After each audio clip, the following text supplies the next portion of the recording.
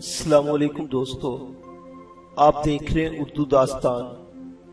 آئیے سنتے ہیں اردو ناول کفارہ قسط نمبر 13۔ اردو ناول کفارہ کی سابقہ اقساط سننے کے لیے ڈسکرپشن میں دیے گئے لنک پر کلک کریں۔ مزید ویڈیوز کے لیے ہمارے چینل اردو داستان کو سبسکرائب کریں۔ شکریہ۔ سولجر نے بڑی گرمجوشی سے مجھ سے ہاتھ ملایا تھا اور اس طرح سولجر سے میری دوستی ہو گئی۔ اس سے دوستی کی دو بڑی وجوہات تھی۔ میں ان دنوں جس قسم کے حالات سے دوچار تھا، اس سے نبرد و آزما ہونے کے لیے مجھے ایک وفادار اور مخلص دوست کی ضرورت تھی، جس پر میں مکمل اعتماد کر سکوں، اور مجھے یقین تھا کہ سولجر میرے اس معیار پر پورا اترے گا۔ دوسری وجہ یہ تھی کہ چاچا خیردین والا ٹھکانہ ملک شاپ کی نظروں میں آ جانے کے بعد مجھے ایک اور خفیہ ٹھکانے کی ضرورت تھی، اور میرے خیال میں یہ کھنڈر کسی ہنگامی صورتحال میں میرے لیے بہترین پناہ گاہ ثابت ہو سکتا تھا۔ اس کی بیرونی دیوار کے پیچھے ایک وسیع میدان تھا، جس کے گرد اگرچہ چار دیواری بنی ہوئی تھی، مگر کسی ہنگامی صورتحال میں اس میدان میں کود کر کسی طرف بھی نکلا جا سکتا تھا۔ میں سولجر پر اعتماد کرنے کا فیصلہ کر چکا تھا، اس لیے میں نے فی الحال ایجوکیشن ٹاؤن کی طرف جانے کا ارادہ ملتوی کر دیا اور 2-4 دن یہی رہنے کا فیصلہ کیا۔ میں جوتے اتار کر چارپائی پر لیٹ گیا۔ سولجر بھی سامنے والی کرسی پر بیٹھ چکا تھا۔ کچھ دیر ہم باتیں کرتے رہے، پھر میری آنکھیں بند ہونے لگی۔ سپہر 4 بجے کے قریب میری آنکھ کھلی۔ دماغ میں سنسناہٹ سی ہو رہی تھی۔ میں اس طرح گھوڑے بیچ کر سویا تھا کہ اگر کوئی میرا گلا بھی کاٹ دیتا تو مجھے پتہ نہ چلتا۔ کمرے کی بتی جل رہی تھی، دروازہ بند تھا، مگر سولجر اپنی چارپائی پر موجود نہیں تھا۔ اس کے تکیے پر ایک کاغذ رکھا ہوا تھا، جسے میں نے اٹھا لیا۔ کاغذ پر پینسل سے شکستہ سی ہینڈ رائٹنگ میں لکھا ہوا تھا، میں کھانا لینے بازار جا رہا ہوں، سولجر۔ میں نے کاغذ دوبارہ اسی جگہ رکھ دیا، کچھ دیر بستر پر لیٹا رہا، پھر اٹھ کر کمرے سے باہر آ گیا۔ سامنے ہینڈ پمپ کے نیچے بالٹی بھی رکھی ہوئی تھی۔ میں نے ہینڈ پمپ چلا کر بالٹی بھری اور منہ ہاتھ دھونے لگا، اور تقریباً اسی وقت باہر کا دروازہ کھلا۔ وہ سولجر تھا جس نے ہاتھ میں اخبار میں لپٹا ہوا پیکٹ اٹھا رکھا تھا۔ اندر داخل ہوتے ہوئے اس نے دروازہ بند کر دیا۔ میں بھی اس کے ساتھ ہی کمرے میں آ گیا۔ اس نے سال خودہ سی ایک چھوٹی سی میز کھینچ کر کرسیوں کے بیچ رکھ دی اور پیکٹ کھول کر پھیلا دیا۔ تندوری روٹیاں اور کلیجی کے تکے تھے جو ربڑ کی طرح سخت تھے۔ تمہارے پاس پیسے تو نہیں تھے، یہ کہاں سے لائے؟ ایمرجنسی کے لیے میں تھوڑی بہت رقم رکھتا ہوں، اس نے مسکراتے ہوئے جواب دیا۔ تقریباً 200 روپے رکھے ہوئے تھے۔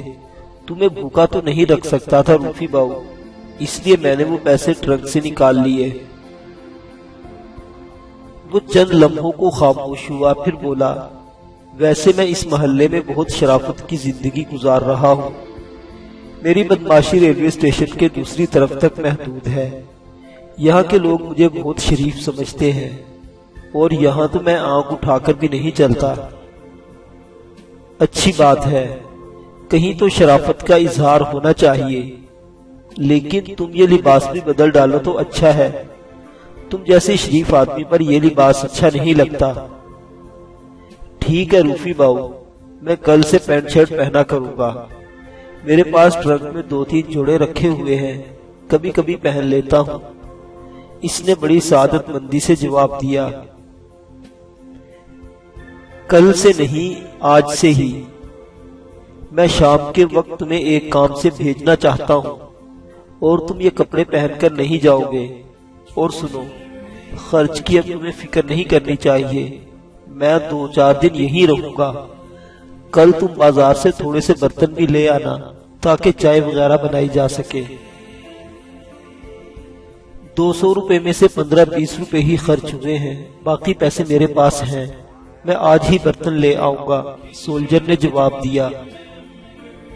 میں نے کھانے سے ہاتھ روک کر پتلون کی پچھلی جیب سے نوٹوں کا بنڈل نکالا اور اس میں سے 2000 روپے نکال کر اس کے سامنے رکھ دیے۔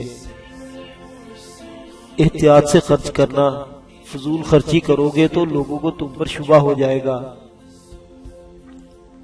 یہ تم زیادتی کر رہے ہو روفی باؤ، تم سے پیسے لیتے ہوئے مجھے شرم نہ آئے گی؟ اس میں شرم کی کوئی بات نہیں ہے، اب ہم تم ایک ہیں، اخراجات کے معاملے میں تمہیں شرم نہیں کرنی چاہیے۔ کھانے کے بعد ہم دیر تک باتیں کرتے رہے۔ سولجر مجھے اپنے بارے میں بتاتا رہا۔ اس کی کہانی سن کر مجھے بہت دکھ ہوا۔ اس کی وجہ یہ تھی کہ اس کی داستان بھی مجھ سے ملتی جلتی تھی۔ محمد امین عرف سولجر کی ماں کا تعلق فیصل آباد کے ایک غریب گھرانے سے تھا۔ ان کی رہائش فیصل آباد کے علاقے غلام محمد آباد میں تھی۔ وہ ایک جگہ ماں کے ساتھ کام کرنے جایا کرتی تھی، جہاں صدیقی نامی ایک شخص سے عشق ہو گیا۔ ماں کی سخت نگرانی کے باوجود ان کا عشق چلتا رہا اور بالآخر نذیرہ سولجر کی ماں صدیقی کے ساتھ گھر سے بھاگ گئی۔ انہوں نے لاہور آ کر شادی کر لی۔ نذیرہ گھر سے ماں کے 1-2 زیور اور تھوڑی سی نقدی چرا کر لائی تھی۔ کچھ نقدی صدیقی کے پاس میں تھی، اور جب یہ سب کچھ ختم ہو گیا تو انہیں مستقبل کی فکر ہوئی۔ اس دوران صدیقی کی ملاقات عبداللہ نامی ایک شخص سے ہوئی۔ وہ انہیں اپنے گھر لے آیا۔ عبداللہ نے نہ صرف انہیں رہائش کا ٹھکانہ فراہم کر دیا بلکہ صدیقی کو ایک دکان پر نوکری بھی دلا دی۔ 1 سال کے اندر ہی نذیرہ ماں بن گئی۔ وہ بچہ محمد امین تھا۔ وہ ابھی چند مہینوں کا تھا کہ صدیقی نے نذیرہ کو طلاق دے دی اور شہر چھوڑ کر کہیں چلا گیا۔ عبداللہ اور اس کی بیوی بہت ہمدرد ثابت ہوئے۔ نذیرہ کے لیے زندگی گزارنا مشکل ہو گیا تھا۔ عبداللہ غریب آدمی تھا۔ یہ اس کا مکان تھا جس میں ہم اس وقت بیٹھے ہوئے تھے۔ اس کی کوئی اولاد نہیں تھی مگر آمدنی بہت کم تھی۔ ان میاں بیوی کا گزارا بھی بہت مشکل سے ہو رہا تھا کہ نذیرہ اور اس کے بچے کا بوجھ بھی پڑ گیا۔ محمد امین 1 سال کا تھا کہ نذیرہ نے ٹرین کے نیچے آ کر خودکشی کر لی۔ امین کو عبداللہ اور اس کی بیوی نے گود لے لیا اور اس کی پرورش کرنے لگے۔ کچھ عرصہ بعد عبداللہ کی بیوی کا بھی انتقال ہو گیا۔ عبداللہ نے بڑی محنت سے امین کی پرورش کی، اسے 8ویں جماعت تک تعلیم بھی دلوائی، مگر آگے پڑھانے کے لیے اس میں ہمت نہ تھی۔ عبداللہ نے بھی اسے اپنے ساتھ کام پر لگا لیا۔ عبداللہ ٹھیلے پر موسم کے لحاظ سے مختلف چیزیں بیچا کرتا تھا۔ امین کی وجہ سے اس کو کچھ سہولت مل گئی تھی۔ چند سال پہلے عبداللہ بیمار ہو گیا۔ محمد امین نے اس کی بہت خدمت کی۔ عبداللہ بھی اسے اولاد کی طرح چاہتا تھا۔ اسے شاید احساس ہو گیا تھا کہ اب اس کی زندگی کے دن پورے ہو رہے ہیں۔ ایک روز کچہری جا کر اس نے اپنا یہ مکان محمد امین کے نام کر دیا۔ اس کے چند روز بعد ہی اس کا انتقال ہو گیا۔ عبداللہ کے انتقال کے بعد محمد امین کچھ عرصہ ٹھیلے پر مختلف دھندے کرتا رہا، پھر اس نے یہ کام چھوڑ دیا۔ اس میں خواری زیادہ اور آمدنی کم تھی۔ وہ پولیس میں بھرتی ہو گیا۔ 4 سال کی ملازمت کے دوران اس نے پولیس والوں کے تمام ہتھ کنڈے سیکھ لیے۔ وہ چھوٹے موٹے جرائم کے سلسلے میں لوگوں سے رشوت ضرور لیتا تھا، لیکن منشیات فروشوں سے اس سے شدید نفرت تھی، اور پھر منشیات ہی کی وجہ سے اس کی نوکری بھی چھوٹ گئی، اور تھانے دار کی پٹائی کے جرم میں اسے 3 مہینوں کی سزا بھی بھگتنی پڑی۔ جیل سے نکل کر اس نے بدماشی شروع کر دی۔ وہ چھوٹے موٹے جرائم کرتا رہا، لیکن منشیات کے دھندے سے اسے اب بھی شدید نفرت تھی، اور اس کی یہی بات مجھے زیادہ پسند آئی تھی۔ شام ہو چکی ہے روفی باؤ، تم مجھے کس کام سے بھیجنا چاہتے تھے؟ مجھے چاچا خیر دین کی فکر تھی، سب سے پہلے میں اس کی خبر لینا چاہتا تھا۔ میں نے سولجر کو سمجھا دیا کہ اسے کیا کرنا ہے۔ چاچا خیر دین کا نام سن کر اس کی آنکھوں میں عجیب سی چمک ابھر آئی تھی۔ چاچا خیر دین، وہ گہرا سانس لیتے ہوئے بولا، وہ تو اپنے وقت کا بہت بڑا بدماش تھا، تمہارے طفیل کبھی مجھ سے اس سے ملنے کا موقع مل جائے گا۔ میرے ساتھ رہ کر بڑے بڑے بدماشوں اور بڑے بڑے لوگوں سے ملو گے، لیکن اس وقت میں نے جو باتیں کہی ہیں ان کا خیال رکھنا۔ اب جاؤ۔ سولجر تھوڑی دیر بعد ہی رخصت ہو گیا۔ میں ڈیڑی والے دروازے کو کنڈا لگا کر کمرے میں آ گیا۔ گرمی کا موسم تھا، کمرے کی چھت سے ایک پرانا سا پنکھا لٹکا ہوا تھا، لیکن وہ ہوا کم دیتا اور شور زیادہ مچاتا تھا۔ میں چارپائی پر لیٹ گیا۔ سولجر والی چارپائی پر سہانے کی طرف چادر کے نیچے ایک اخبار کا کونا جھانک رہا تھا۔ میں نے وہ اخبار بھی نکال لیا۔ وہ ایک ہفتہ پرانا اخبار تھا۔ میں وقت گزارنے کے لیے خبریں پڑھنے لگا۔ آخری صفحہ پر باکس میں سنگل کالم کی ایک خبر پڑھ کر میں چونک گیا۔ یہ خبر دشکا نامی اس لبنانی عورت کے بارے میں تھی، جس کی لاش نے مجھ سے معانقہ کرنے کی کوشش کی تھی اور میں اس کی کوٹھی سے کروڑوں کی دولت اڑا لایا تھا۔ دشکا کو تو میں بھول ہی گیا تھا۔ اس کی وجہ شاید یہ تھی کہ ایجوکیشن ٹاؤن والے مکان میں میرے پاس جو اخبار آتا تھا اس میں یہ خبر نہیں تھی۔ ہو سکتا ہے یہ خبر چھپی ہو لیکن میری نظروں سے نہ گزری ہو۔ اس خبر کے مطابق بیروت سے 3 انٹیلیجنس افسروں پر مشتمل ایک پارٹی اسلام آباد پہنچ رہی تھی، جسے مقامی پولیس کے تعاون سے دشکا کے قتل کی تحقیقات کرنا تھی۔ ایک دن اسلام آباد میں قیام کے بعد اس تحقیقاتی پارٹی کو لاہور آنا تھا، جہاں باضابطہ طور پر وہ اپنا کام شروع کر دیتی۔ میں نے اخبار تہہ کر کے رکھ دیا۔ میرا ایک ہاتھ بے اختیار گلے میں پڑے ہوئے لاکٹ تک پہنچ گیا اور میں دشکا کے بارے میں سوچنے لگا۔ دشکا کے قتل کے اگلے روز اخبارات سے پتہ چل گیا تھا کہ وہ پاکستان میں لبنان کی سفیر تھی۔ اسے لاہور پسند آ گیا تھا، اس لیے اس نے یہاں بھی ایک کوٹھی کرائے پر لے رکھی تھی۔ وہ مہینے میں 1 ہفتہ لاہور میں قیام کرتی تھی اور یہاں اس کی مصروفیات بالکل نجی ہوتی تھی۔ اخبارات میں ان دنوں اس کے بارے میں بہت کچھ لکھا تھا اور اس واردات کو ڈکیتی کی واردات لکھا تھا، لیکن پولیس والے یا اخبارات یہ نہیں بتا سکے تھے کہ ڈاکو دشکا کی کوٹھی سے کیا کچھ لے گئے تھے۔ اور اب میں بھی پہلی بار سوچ رہا تھا کہ دشکا اگر صرف 1 ہفتے کے لیے لاہور آتی تھی تو اسے اپنے پاس کروڑوں روپے کی نقدی اور زیورات رکھنے کی کیا ضرورت تھی؟ جو لوگ اسے اور اس کے چوکیدار کو قتل کر گئے تھے انہوں نے بھی ان قیمتی زیورات اور نقدی کو ہاتھ نہیں لگایا تھا، جس کا ایک ہی مطلب تھا کہ قتل کا مقصد کچھ اور تھا جو اتنی دولت سے بھی زیادہ اہم ہو سکتا تھا۔ یہ 1 ہفتہ پرانا اخبار تھا اور مجھے کوئی علم نہیں تھا کہ بیروت کی تحقیقاتی ٹیم نے یہاں کس قسم کی تحقیقات کی تھی۔ وہ لوگ ابھی لاہور بھی تھے یا واپس جا چکے تھے، لیکن یہ بات بھی میں جانتا تھا کہ اس قسم کی باتیں آسانی سے نہیں دبتی۔ سفارتی معاملات بہت دور تک چلتے رہتے ہیں۔ میں ابھی یہ سوچ ہی رہا تھا کہ باہر والے دروازے پر ہلکی سی دستک ہوئی۔ سولجر اتنی جلدی واپس نہیں آ سکتا تھا، اسے تو گئے ہوئے ابھی آدھا گھنٹہ ہوا تھا۔ دستک دینے کی آواز ایک بار پھر سنائی دی۔ بہت ہلکے ہاتھ سے دروازہ کھٹکھٹایا گیا تھا۔ میرے خیال میں خطرے کی کوئی بات نہیں تھی۔ پولیس ہوتی تو دروازہ اس طرح پیار سے نہ کھٹکھٹاتی۔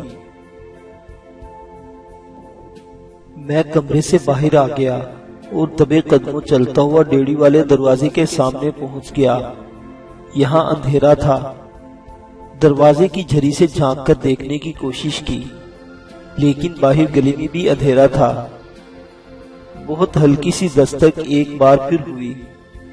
میں نے آہستگی سے کنڈا ہٹا دیا۔ کنڈے کی آواز سنتے ہی باہر سے آہستگی سے دروازہ کھول دیا گیا۔ وہ جو کوئی بھی تھا، اس نے اندر داخل ہو کر پہلے دروازہ بند کر کے کنڈا لگایا اور پھر میری طرف گھومتے ہی مجھ سے لپٹ گیا۔ میرا دل اچھل کر حلق میں آ گیا، دماغ میں دھماکے ہونے لگے۔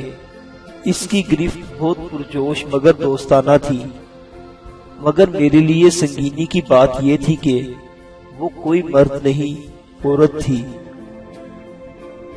اندھیرے میں وہ سایہ مجھ سے لپٹا ہوا تھا تو میں بری طرح بدحواس ہو گیا۔ میں نے پستول نکالنے کے لیے ایک ہاتھ پتلون کی جیب کی طرف بڑھانے کی کوشش کی، مگر میرے دونوں ہاتھ تو اسی کی جبھی کی لپیٹ میں تھے، اور پھر دوسرے ہی لمحے اس احساس نے مجھے مزید بدحواس کر دیا کہ وہ کوئی مرد نہیں، عورت تھی، جو بڑے پرجوش انداز میں مجھ سے لپٹی جا رہی تھی۔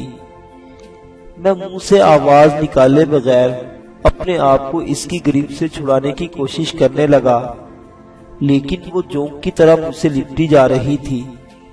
میرے دماغ میں دھماکے ہو رہے تھے، جسم کے مسام پسینہ اگلنے لگے تھے۔ میرے ذہن میں وہ واقعہ گھوم گیا جب چند روز پہلے میں نے ایک کوٹھی میں داخل ہو کر الماری کا دروازہ کھولا تھا تو ایک لاش مجھ سے لپٹ گئی تھی، اور آج میں نے دستک پر دروازہ کھولا تو ایک زندہ عورت مجھ سے لپٹ رہی تھی۔ ارے کون ہو تم؟ چھوڑو مجھے۔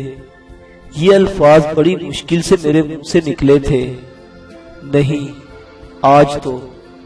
اس عورت نے بھی جواب میں کچھ کہنا چاہا، مگر وہ جملہ پورا نہ کر سکی، اور پھر ایک جھٹکے سے مجھ سے الگ ہو گئی اور دھڑ سے دروازے سے ٹکرا گئی۔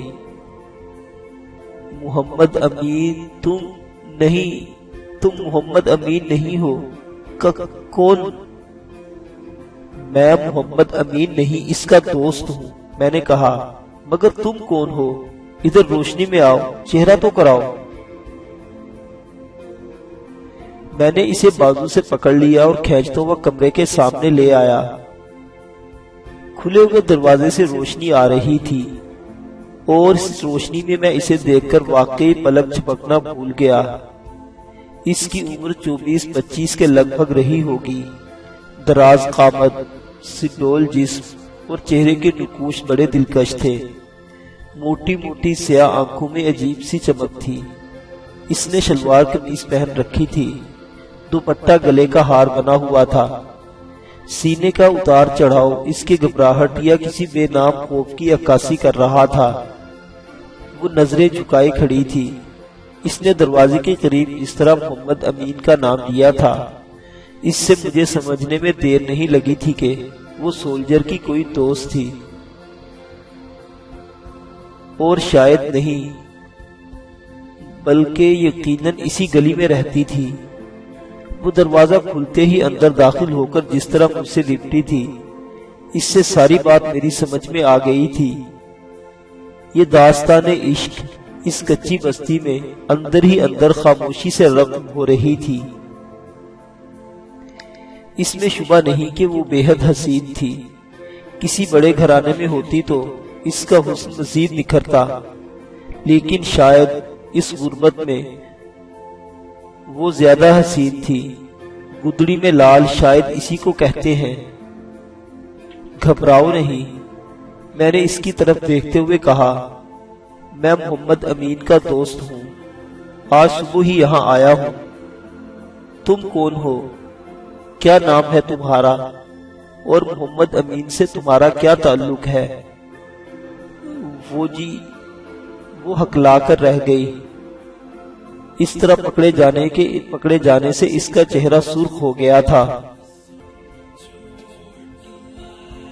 ہاں ڈرو نہیں، میں نے کہا۔ آؤ اندر آ جاؤ، آرام سے بیٹھ کر بات کریں گے۔ محمد امین ابھی آنے ہی والا ہوگا۔ وہ صحن میں کھڑی ہوئی بھی کسی انجانے خوف میں مبتلا تھی۔ کمرے میں آتے ہوئے وہ ذرا دور رہی تھی۔ میں اسے بازو سے پکڑ کر کمرے میں لے آیا اس کی آنکھوں میں وحشت سے بھری ہوئی تھی۔ میں نے دروازہ کھلا ہی رہنے دیا۔ بیٹھ جاؤ اور بتاؤ تم کون ہو؟ محمد امین سے تمہارا کیا تعلق ہے؟ میرا نام شبنم ہے جی، اور میں محمد امین کی میرا مطلب ہے میں اسی گلی میں رہتی ہوں۔ وہ رک رک کر بات کر رہی تھی۔ اوہ سمجھ گیا۔ میرے ہونٹوں پر خفیف سی مسکراہٹ آ گئی۔ امین کی دوست ہو، پیار کرتی ہو اس سے؟ جی وہ ایک دم کھڑی ہو گئی۔ میں چلتی ہوں جی، محمد امین پتہ نہیں کب آئے۔ اسے واپس آنے میں 1.5-2 گھنٹے لگیں گے، اور ظاہر ہے تم اتنی دیر یہاں نہیں رک سکتی۔ ٹھیک ہے، میں اسے بتا دوں گا۔ وہ کمرے سے نکل گئی اور وحشی ہرنی کی طرح تیز تیز چلتی ہوئی بیرونی دروازے کی طرف بڑھنے لگی۔ میں جب کمرے سے باہر نکلا تو وہ بیرونی دروازہ کھول کر باہر جھانک رہی تھی۔ پھر وہ پورا دروازہ کھول کر باہر نکل گئی۔ میں نپے تلے قدم اٹھاتا ہوا بیرونی دروازے کے قریب پہنچ گیا اور دروازے کے پٹ سے باہر جھانکنے لگا۔ گلی میں اندھیرا تھا۔ شبنم سامنے والی رو کے تیسرے مکان میں داخل ہو رہی تھی۔ اس نے پیچھے مڑ کر دیکھا اور پھر اندر غائب ہو گئی۔ میں نے دروازہ بند کر کے کنڈا لگا دیا اور کمرے میں آ کر چارپائی پر لیٹ گیا۔ محمد امین اور شبنم ایک ہی گلی میں رہتے تھے۔ دونوں کا تعلق ایک ہی طبقے سے تھا۔ دونوں جوان تھے۔ سولجر بھی خوبرو تھا اور شبنم بھی حسین۔ اس طرح گلی میں آتے جاتے ایک دوسرے کو دیکھ کر پسند کر لینا کوئی غیر معمولی بات نہیں تھی، لیکن میں جانتا تھا کہ ایسی خودرو بیلیں مشکل ہی سے منڈے چڑھتی ہیں۔ لڑکا اور لڑکی ایک دوسرے کو پسند تو کرتے ہیں، لیکن ان کی چاہت 7 پردوں میں چھپی رہتی ہے۔ خصوصاً لڑکی کے والدین تو قطعی بے خبر ہوتے ہیں کہ ان کی بیٹی کسی کے عشق میں مبتلا ہو چکی ہے۔ وہ اس حقیقت سے بے خبر بیٹی کا رشتہ کہیں اور طے کر دیتے ہیں۔ لڑکی دلہن بن کر کسی اور کے دل کی ملکہ بن جاتی ہے، اور لڑکا کچھ عرصہ گہرے سانس لیتا ہے اور پھر اسے بھول جاتا ہے۔ شبنم بھی چوری چھپے سولجر سے ملنے آتی تھی۔ مجھے نہیں معلوم کہ ان کے بیچ تعلقات کس نوعیت کے تھے۔ سولجر کے بارے میں میں اتنا جان چکا تھا کہ وہ گنڈا اور بدماش ہونے کے باوجود شریف آدمی ہے۔ کم از کم اس محلے میں وہ شرافت کی زندگی گزار رہا تھا۔ اس سے یہ توقع تو نہیں کی جا سکتی تھی کہ شبنم سے ملاقاتوں میں اس کی ہوس کو بھی کوئی دخل ہوگا۔ میں یہی سب کچھ سوچتا رہا اور وقت گزرتا رہا۔ پھر میرے ذہن میں اچانک ہی اس لڑکی کا خیال ابھر آیا جس نے مجھے سویہ بھیجی تھی۔ شاید اس طرح شبنم اور سولجر میں رومان شروع ہوا ہوگا۔ میں ایجوکیشن ٹاؤن والی لڑکی کی حوصلہ افزائی کروں تو وہاں بھی ایک ایسی ہی کہانی شروع ہو سکتی ہے، مگر میں ایسا نہیں چاہتا تھا۔ میں چاروں طرف سے دشمنوں میں گھرا ہوا تھا اور میں نہیں چاہتا تھا کہ میری کوئی معمولی سی غفلت مجھے لے ڈوبے۔ سولجر کی بات مختلف تھی۔ وہ بہت معمولی درجے کا بدماش تھا۔ نہ تو وہ پولیس کو مطلوب تھا اور نہ ہی اس کے گرد دشمنوں کا حصار تھا۔ وہ ایک بہت معمولی بدماش تھا، بلکہ میرے خیال میں اسے بدماش کہنا بھی بدماشی کی توہین تھی۔ وہ اپنے سے کمزور لوگوں کو ڈرا دھمکا کر بھتہ وصول کرتا تھا، جس سے اس کا کام چل رہا تھا۔ اسے کسی طرف سے بھی کوئی خطرہ نہیں تھا، اس لیے اس نے گلی کی ایک لڑکی سے عشق لڑانے میں بھی کوئی مذائقہ نہیں سمجھا تھا۔ لیکن میں فی الحال اس قسم کی عیاشیوں کا متحمل نہیں ہو سکتا تھا۔ سولجر کو گئے ہوئے تقریباً 3 گھنٹے ہو چکے تھے۔ بیڈن روڈ زیادہ دور تو نہیں تھا، اسے اب تک آ جانا چاہیے تھا۔ میں اپنے آپ میں کچھ بے چینی سی محسوس کرنے لگا اور پھر اٹھ کر کمرے سے باہر آ گیا۔ تازہ ہوا سے میرے دماغ کی تپش ذرا کم ہوئی۔ آدھا گھنٹہ اور گزر گیا۔ مجھے اندیشہ تھا کہ سولجر کسی معاملے میں مداخلت نہ کر بیٹھا ہو۔ وہ قتل کوئی معمولی بات نہیں تھی۔ پولیس کسی بھی مشتبہ شخص کو دھر سکتی تھی۔ سولجر کا شمار شرفا میں تو نہیں ہوتا تھا، وہ پولیس سے نکالا ہوا سزا یافتہ آدمی تھا۔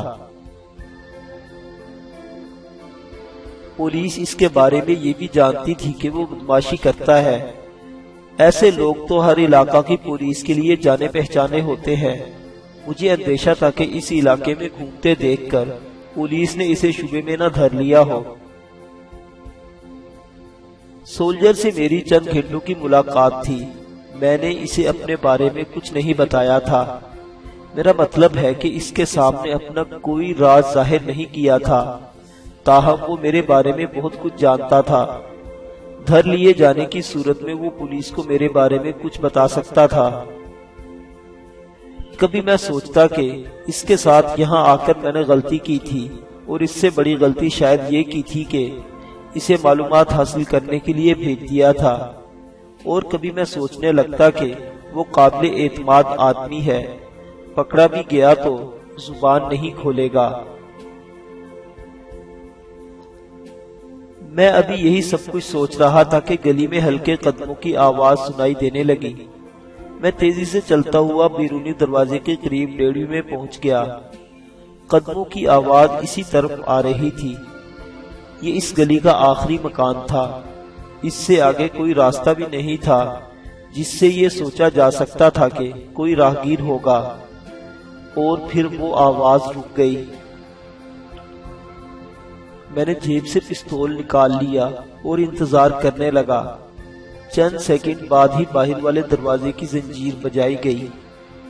میں نے بڑی آہستگی سے اندر سے زنجیر ہٹا دی اور دروازے کے پیچھے دیوار کے ساتھ چھپ کر کھڑا ہو گیا۔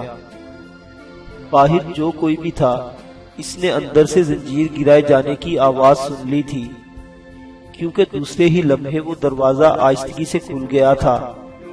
ایک تاریک حویلا اندر داخل ہوا۔ میں نے مڑ کر دروازہ بند کیا، اور جیسے ہی مڑا میں نے اسے پستول کی زد میں لیتے ہوئے سرگوشی کی۔ کون ہو؟ رک جاؤ، میں ہوں روفی باؤ۔ سولجر کی آواز میری سماعت سے ٹکرائی اور میں نے پستول نیچے کر لیا۔ سولجر نے وہاں کوئی بات نہیں کی۔ ہم دونوں کمرے میں آ گئے۔ اس نے اخبار میں لپٹا ہوا ایک بنڈل میرے سامنے میز پر رکھ دیا۔ بہت دیر لگا دی تم نے، میں تو پریشان ہو گیا تھا۔ پریشانی کیسی روفی باؤ؟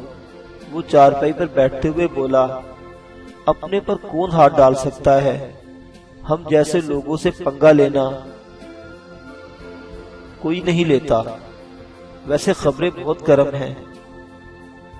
میں اس کی پنگا لینے والی بات پر دل ہی دل میں مسکرا دیا۔ میں اپنے آپ کو بہت بڑا دادا سمجھتا تھا۔ لوگ مجھے خوخار بھیڑیا کہتے تھے، اور میں اپنی جان کے خوف سے چھپا پھر رہا تھا۔ میں نے اپنے آپ کو دہلا کبھی نہیں سمجھا تھا، ہمیشہ نہلا ہی سمجھا تھا، اور میرے اوپر ملک شہاب جیسے دہلے بھی تھے جو اس وقت مجھ پر حاوی ہو رہے تھے، اور یہ سڑک چھاپ بھتہ گیر اپنے آپ کو سب کا باپ سمجھ بیٹھا تھا، اور اس کی بات پر میں دل ہی دل میں مسکرا دیا تھا۔ ہاں، کیا خبریں ہیں؟ میں نے سوالیہ نگاہوں سے اس کی طرف دیکھا۔ ہم تو سارا دن یہاں آرام سے سوتے رہے، اور پورے شہر میں تھرتھلی سی مچی ہوئی ہے۔ کم از کم اس علاقے کے درجنوں بدماشوں کو پکڑ کر سلاخوں کے پیچھے بند کر دیا گیا ہے۔ میں سولجر سے پہلی ملاقات میں یہ بھی جان چکا تھا کہ وہ باتونی اور شیخی خورا ہے، بات کو گھما پھرا کر کرنے کا عادی ہے، اس لیے مجھ سے اس سے اصل بات جاننے کے لیے صبر سے کام لینا پڑا۔ اس نے بات آگے بڑھانے کی بجائے میز پر رکھا ہوا اخبار والا پیکٹ کھول لیا جس میں چرغا، نان اور سلاد وغیرہ تھے۔ اس نے ساری چیزیں اخبار میں ہی پھیلا دیں اور پانی کے 2 گلاس بھر کر لے آیا۔ واپس آتے ہوئے میں نے لکشمی سے یہ چرغا لیا تھا۔ تمہیں بھی بھوک لگ رہی ہوگی نا روفی باؤ، کھانا شروع کرو، میں تمہیں بتاتا رہوں گا کہ وہاں کیا ہو رہا تھا۔ میرے منہ سے بے اختیار گہرا سانس نکل گیا۔ بھوک تو مجھے بھی لگ رہی تھی، لیکن میں چاہتا تھا کہ پہلے بات سن لی جائے پھر کھانا کھایا جائے۔ لیکن سولجر بھی اپنی ہی ایک قسم کا آدمی ثابت ہوا تھا، اس لیے مجھے مزید صبر کرنا پڑا۔ اس نے کھانے کے دوران جو کچھ بھی بتایا، اس کا خلاصہ کچھ یوں تھا۔ صبح چرچ کے قریب والی سڑک پر شیورلیٹ کار سے 2 لاشیں برآمد ہونے کے بعد پولیس ایکٹیو ہو گئی تھی۔ ان دونوں میں سے شیدہ نامی آدمی کی لاش پولیس نے شناخت کر لی تھی۔ وہ ملک شہاب کا آدمی تھا۔ پولیس نے ملک شہاب سے رابطہ قائم کرنے کی کوشش کی، مگر کامیاب نہیں ہو سکی، کیونکہ وہ تو پہلے ہی سے روپوش تھا۔ تاہم اس کے آدمیوں نے شیدے کی لاش کی شناخت کی تصدیق ہو گئی۔ انہوں نے دوسری لاش کو بھی شناخت کر لیا، وہ بھی ملک شہاب کا آدمی نادر تھا۔ لاشوں کی شناخت ہونے کے بعد پولیس ضرورت سے زیادہ سرگرم ہو گئی۔ ملک شہاب کے بارے میں کون نہیں جانتا تھا؟ راشی اور بہت سے بدعنوان پولیس افیسرز کا انداتا تھا۔ وہ جانتے تھے کہ بند روڈ والے ٹرک پر پڑنے والے چھاپے کے بعد ایس پی سعید نے اسے گرفتار کرنے کی کوشش کی تھی، مگر وہ روپوش ہو گیا تھا۔ راشی پولیس افیسر بھی یہ جانتے تھے کہ ملک شہاب زیادہ دنوں تک روپوش نہیں رہے گا، اس کے ہاتھ بہت لمبے ہیں، وہ روپوشی میں بھی آرام سے نہیں بیٹھا ہوگا۔ وہ ایس پی سعید کا پتہ ضرور کٹوائے گا، اور اس کے بعد پھر وہی ہوگا جو ملک شہاب چاہے گا۔ اس لیے یہ راشی پولیس افیسر ملک شہاب کے آدمیوں کے قاتلوں کی تلاش میں کچھ زیادہ ہی سرگرم ہو گئے تھے۔ علاقے کے بدماشوں کو پکڑ پکڑ کر بند کیا جا رہا تھا۔ پولیس نے چاچا خیردین کو بھی پکڑ لیا تھا۔ تھانے میں تقریباً 4 گھنٹوں تک اس سے پوچھ گچھ ہوتی رہی۔ اس پر تشدد بھی کیا گیا، مگر چاچا خیردین نے زبان نہیں کھولی۔ اس کا صرف ایک ہی جواب تھا کہ وہ اس واردات کے بارے میں کچھ نہیں جانتا۔ 4 گھنٹوں بعد پولیس نے چاچا خیردین کو چھوڑ دیا۔ پولیس والے یہ جانتے تھے کہ جس مکان میں وہ رہ رہا ہے وہ میں نے کرائے پر لے رکھا ہے، اس لیے پولیس چاچا خیردین سے میرے بارے میں پوچھتی رہی، مگر چاچا خیردین نے انہیں بتایا کہ میں کئی دنوں سے اس مکان پر نہیں آیا۔ اس کی تصدیق پولیس نے دوسرے ذرائع سے بھی کر لی تھی کہ میں واقعی کئی روز سے اس مکان کے آس پاس نہیں دیکھا گیا۔